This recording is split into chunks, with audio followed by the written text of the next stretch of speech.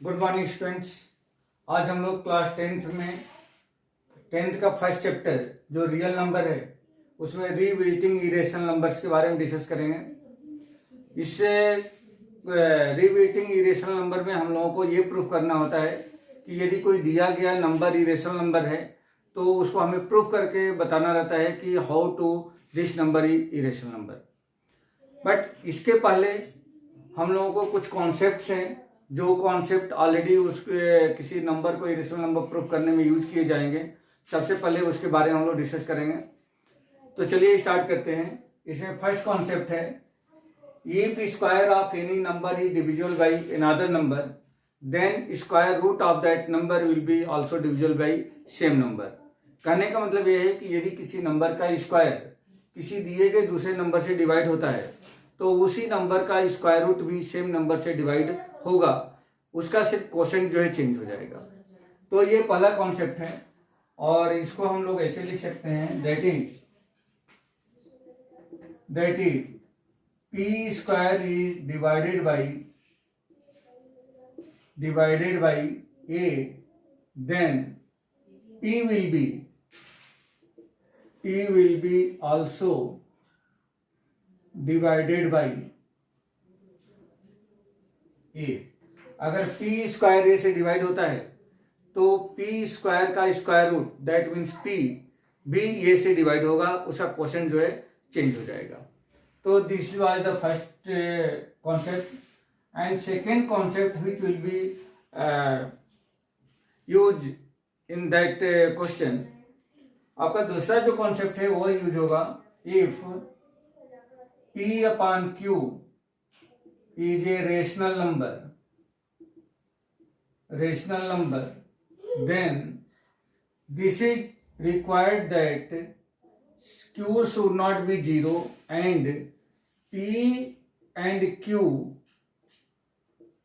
should be co-prime number।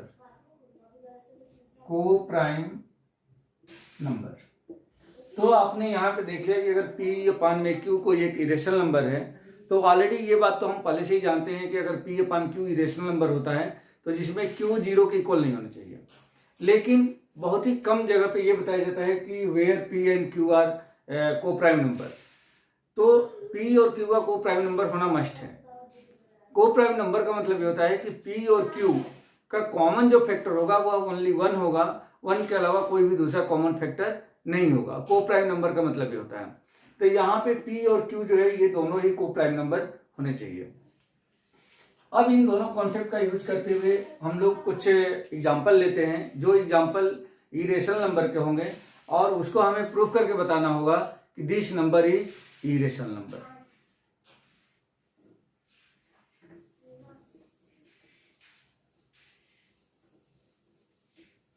जैसे हम लोग फर्स्ट एक नंबर लेते हैं इरेशनल नंबर। अच्छा, ये एग्जाम बोर्ड के एग्जामिनेशन ऑफ पॉइंट से बहुत ही इंपॉर्टेंट है और इस टाइप का क्वेश्चन पूछा ही जाता है। जैसे फर्स्ट हमने क्वेश्चन राइज किया to prove root under 2 is an irrational number.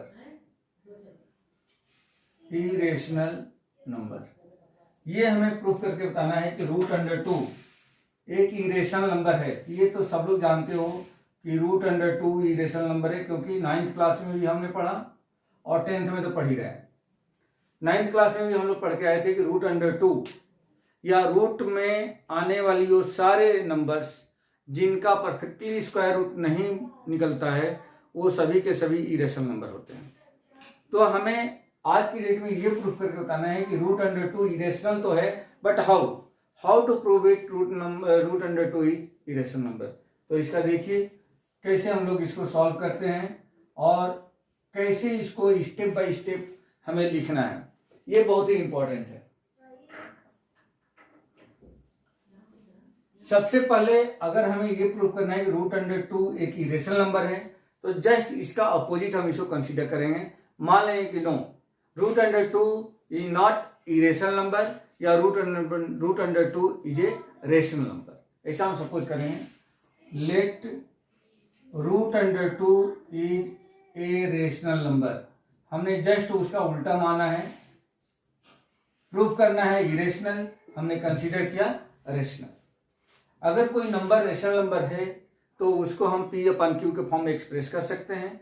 तो यहां भी हम लोग लिख सकते हैं therefore root under 2 equal to P upon Q।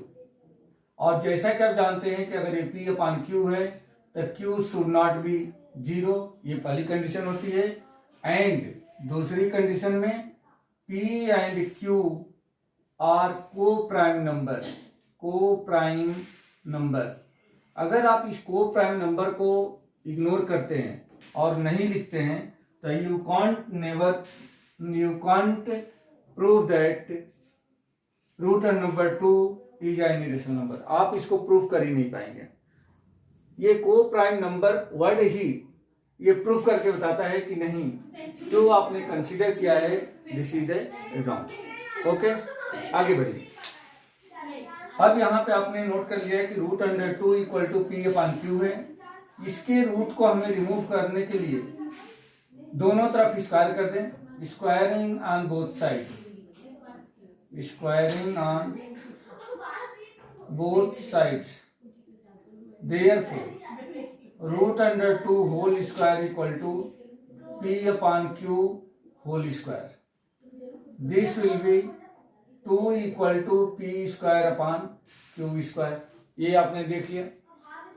अब हमें Q स्क्वायर को इधर ट्रांसफर कर देना है, तो ये हो जाएगा P square equal to 2 into Q square और P square equal to 2 into Q square.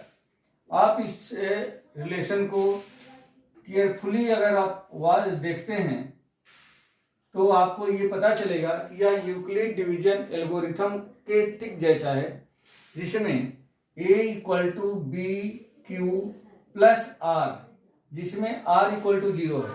That means P square को 2 से डिवाइड किया गया है और रिमाइंडर 0 आ रहा है, तो इसका मतलब ये हो गया है कि P स्क्वायर जो है 2 से कंप्लीटली डिविजिबल है। P स्क्वायर जो है 2 से पूरी तरह से डिवाइड हो रहा है, क्योंकि रिमाइंडर इसमें 0 है। और अभी मैंने यहाँ पे एक कॉन्सेप्ट बताया था, फंडामेंटल अर्थमेटिक थ्योरम एक बताया था कि यदि किसी नंबर का स्क्वायर किसी दूसरे नंबर से डिवाइड होता है तो उस नंबर का स्क्वायर रूट भी सेम नंबर से डिवाइड होगा। वही कॉन्सेप्ट यहाँ पे हम यूज करेंगे। तो आपको यहाँ पे लिखना पड़ेगा since P square is divided by 2, P square is divided by 2, therefore P will be also divided by 2. P will be also divided by 2. तो P भी 2 से डिवाइड होगा, यह श्योर है। अगर P स्क्वायर 2 से डिवाइड हो रहा है तो P will be also divided by 2। और क्यों होगा? तो बाई फंडामेंटल अर्थमेटिक थ्योरम। ये अभी हम लोगों ने इस कॉन्सेप्ट को स्टडी किया था। तो आपको इस वर्ड पे ध्यान देना है, क्योंकि यही वर्ड आगे जाकर के कुछ और हमें दिखाने वाला है। अब आते हैं फिर, देखिए अगर P 2 से डिवाइड होगा तब कोसेंट क्या होगा, जबकि P स्क्वायर 2 से डिवाइड हो रहा है तो कोसेंट कितना है, Q स्क्वायर है।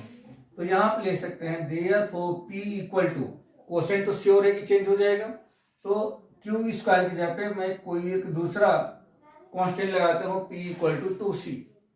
अगर इसको इक्वेशन 1 और इसको इक्वेशन 2 दे दिया जाए तो इक्वेशन 2 से P की ये वैल्यू 2C आप इक्वेशन 1 में P के प्लेस पे रिप्लेस कर दीजिए, तब क्या हो जाएगा, देयरफॉर फ्रॉम 1 एंड 2, इन दोनों इक्वेशन से on the place of P replace 2C या write 2C and square, then this will be whole square equal to 2Q square.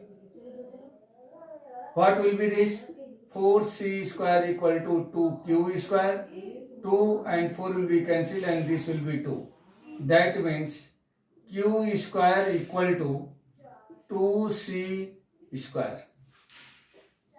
अब आप यहां पे ये भी देख पा रहे होंगे कि ये जो Q square equal to 2C square है, यह सेम उसी फॉर्म में आ चुका है जिस फॉर्म में इक्वेशन 1 था। इसका मतलब ये हो गया कि यहां भी क्यू स्क्वायर 2 से डिवाइड हो रहा है। अगर क्यू स्क्वायर 2 से डिवाइड हो रहा है तो क्यू भी 2 से डिवाइड होगा। तो आप इसको नोट करिए, फिर आगे हम बढ़ते हैं। Since Q square is divided by 2, therefore, again इसको मैं रेट से ही लिख रहा हूं और ये आपको दोनों चीजों में अंतर बता देगा। Therefore Q will be also divided by 2। अब आप इन दोनों स्टेटमेंट को समझने की कोशिश करिए।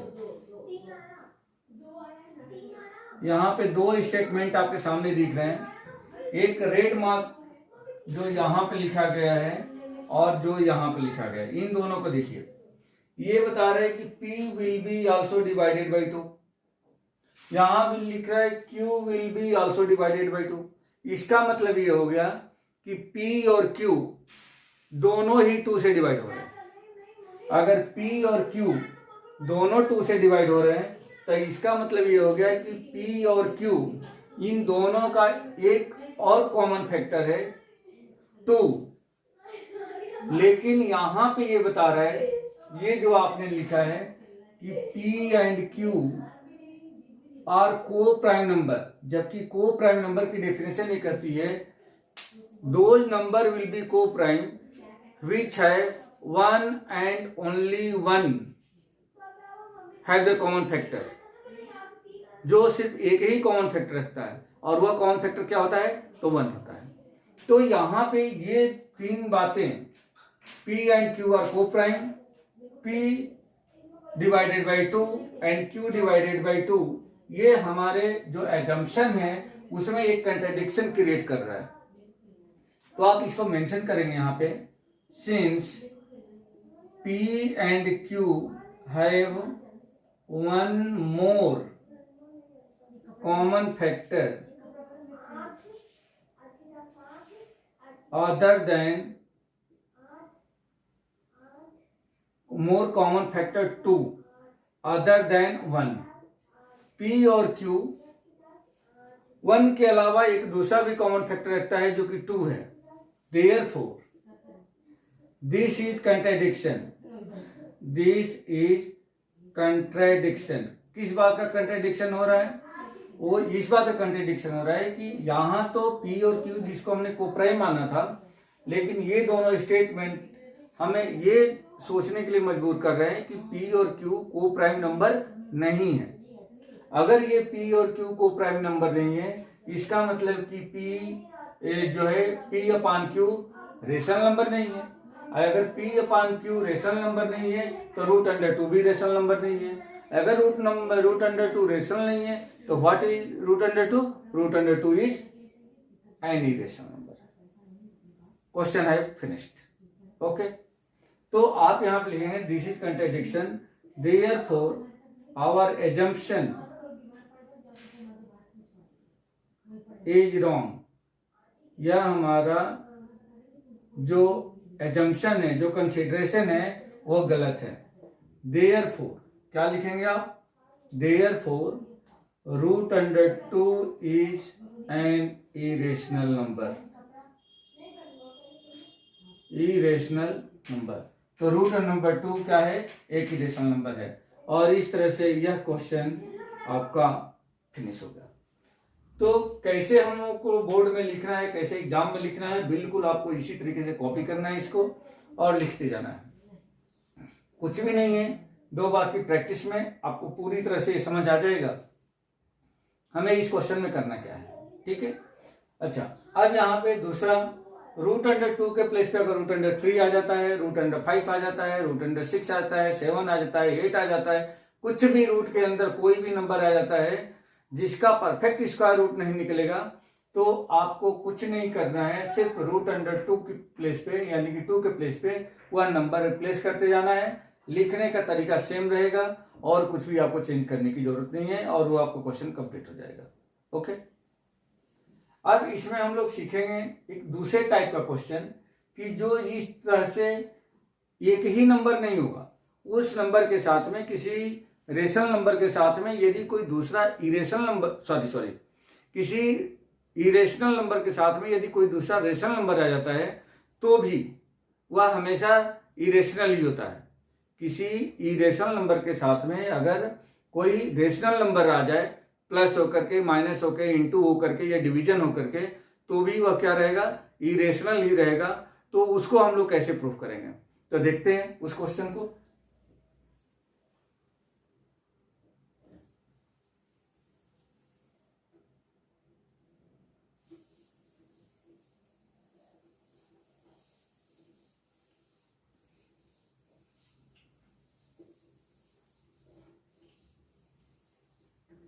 जैसे मान लीजिए कि इसी क्वेश्चन में हमने बना दिया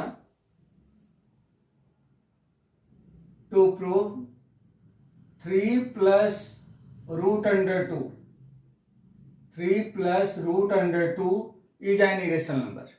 इसी क्वेश्चन को कुछ हमने ऐसा ट्विस्ट कर दिया। तब कैसे इसको प्रूव करेंगे, तो देखिए जैसे पहले हमने किया था सेम वैसे ही इसको कंसीडर करेंगे। Let 3 plus root under 2 is a rational number. इसको भी हमने सेम वैसे ही लिखा, इसको हमने इसका उल्टा माना। अगर इरेशनल प्रूफ करना है तो हमने सपोज कर लिया कि यह एक रेशनल नंबर है। देयरफॉर अगर ये रेशनल है तो we can write in the form of p upon q। Therefore 3 plus root under 2 equal to p upon q, where q not equal to 0 and p and q are co-prime